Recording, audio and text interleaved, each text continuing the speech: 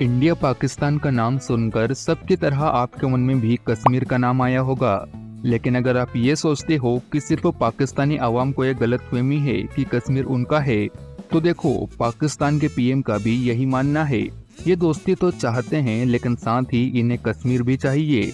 लेकिन अगर आप ये सोच रहे हो कि सारे पाकिस्तानी लीडर्स का ऐसा ही सोचना है, तो ये भी गलत है, क्योंकि वहाँ इन पॉलिटिशियन जैसे लोग भी है से डूब मरो। तुम यहाँ जमहूरियत की बात करते हो, जमहूरियत इसको कहते हैं। जो इंडियन कल्चर को समझते हैं और अपने लोगों से कुछ ऐसा करने के लिए कहते हैं। और आपके और मेरी तरह वहाँ बसने वाले लोगों का क्या कहना है, तो ये देखो उसकी झलक। इंडिया सुन के कुछ अच्छा नहीं लगता मुझे पाकिस्तान से बहुत प्यार है और पाकिस्तानियों। और क्या सारी पाकिस्तानी अवाम हमारे बारे में ऐसा ही सोचती है? तो चलिए जानते हैं। So let's begin the video. Number 1, Netaji. Pakistan के एक्स प्राइम मिनिस्टर को तो आप जानते ही होंगे, जो अपनी कुर्सी को हारकर प्राइम मिनिस्टर पद छोड़ने पर मजबूर हुए थे। इन जनाब से अपनी कुर्सी तक नहीं संभाली गई, पर इंडिया की स्मार्टनेस पर सवाल करने वाले पीएम को जिन्होंने रिप्लेस किया, मेरा मतलब है प्राइम मिनिस्टर शहबाज शरीफ, इनके भी इंडिया को लेकर तेवर आप देख ही लो। मसला कश्मीर के मुनसफाना हल तक पायदार अमन कायम नहीं हो सकता। यानी बात साफ है, इन्हें इंडिया की दोस्ती चाहिए, लेकिन दूसरे ही लाइन में इन्होंने कह दिया कि बिना कश्मीर के कोई भी दोस्ती नहीं होगी। रिस्पेक्टेड शहबाज शरीफ से मैं यही बात कहूंगा, दोस्ती का जो हाथ बढ़ा रहे हो उसे तो इंडिया थाम लेगा, लेकिन हथेली पर कश्मीर थमा देना ये हमसे ना हो पाएगा। लेकिन इसके अलावा कुछ पाकिस्तानी लीडर्स का इंडिया को लेकर कुछ ऐसा विचार है जिसे सुनकर आप हंस पड़ोगे। अब इन मोहतरमा को ही देख लो, जो कहती है कि पाकिस्तान की सालमियत पूरे रीजन की पीस एंड सिक्योरिटी को इंडिया ने ललकारा है और दिखाया है कि इंडिया किस किस्म का खौफ। लेकिन आपको पाकिस्तानी लीडर ताहिल उल कादरी की ये बात बताना जरूरी है, जहां उन्होंने इंडिया और चीन के पीएम को जमीन पर बैठा देख इंडिया का पीसफुल कल्चर दिखाकर बैठा है। इस खित्ते के सबसे बड़े 2 मुल्क इस तरह बैठे हैं, ये उनका कल्चर है। शर्म से डूब मरो। पाकिस्तानी अवाम को डूब कर मरने के लिए कहा था, और उनकी बात सुनकर मैं तो यही कहूंगा कि शायद पाकिस्तान में अभी भी समझदार लोग बचे हैं। नंबर 2, आवाम का फरमान। ऐसा बोलने वाली ये आंटी जी पाकिस्तान के रहने वाली है, लेकिन आपको जानकर हैरानी होगी, बेशक मेरे बड़े जो है वो जयपुर से आए और फिर वहीं के होकर रह गए। लेकिन इनके इंडिया सुनकर मुझे कुछ अच्छा नहीं लगता कि पीछे का मसला क्या है भाई।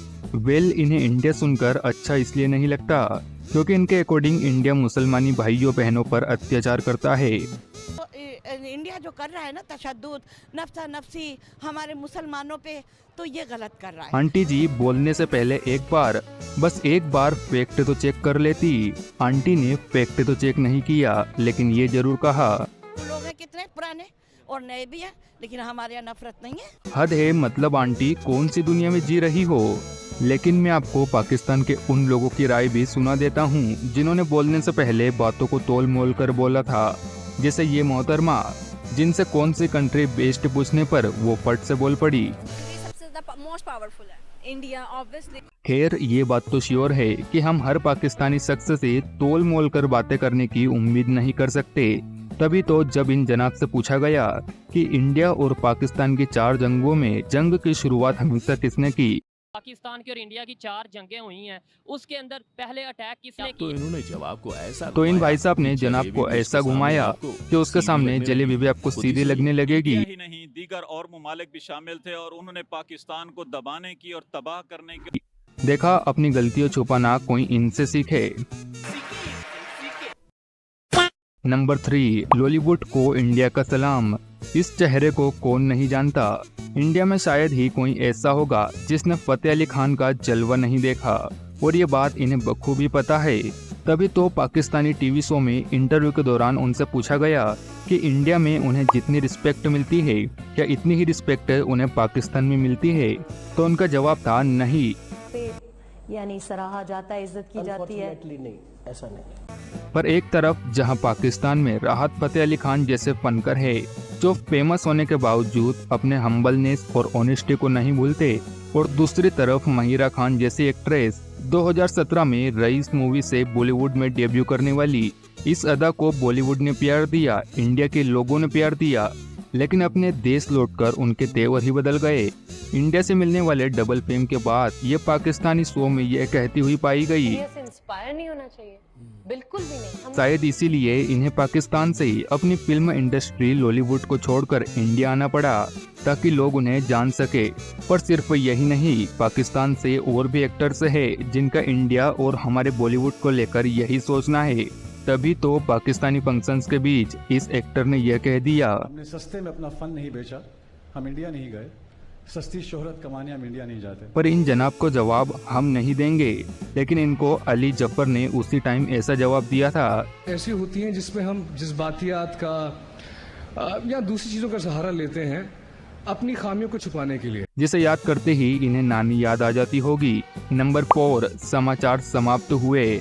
आज तक आपने पाकिस्तानी मीडिया को इंडिया के बारे में हर कुछ कहते हुए सुना होगा, पर आज के न्यूज स्पेशल में पाकिस्तानी मीडिया आपको अलग रंग रूप में दिखेगा।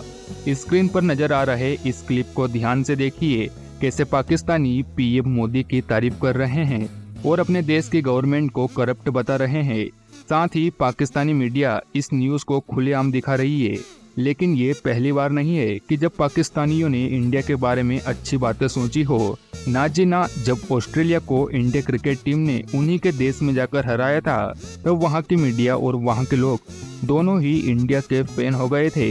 न्यूज चैनल पर दिन भर यही खबर चल रही थी और लोगों से इस टॉपिक पर बात की गई तो वो इंडिया के बारे में ऐसा सोचते हुए पाए गए थे। किस तरह किसी के इलाके में घुस के मारना चाहिए। पाकिस्तान वो टीम है जिसे कीनिया के साथ खिलाएं आप होम सीरीज में, ये उन्हें हराएंगी। आप जिम्बाब्वे के साथ खिलाएं, आप इंडिया के साथ कंपेयर कर रहे हैं। मतलब क्या ही लोग इंडिया के दीवाने हुए, और होंगे भी क्यों ना, क्योंकि इंडिया काम ही ऐसा करता है। वैसे दोस्तों, हमारे इंडिया के लिए एक लाइक तो बनता है और कमेंट में जय हिंद जय भारत जरूर लिख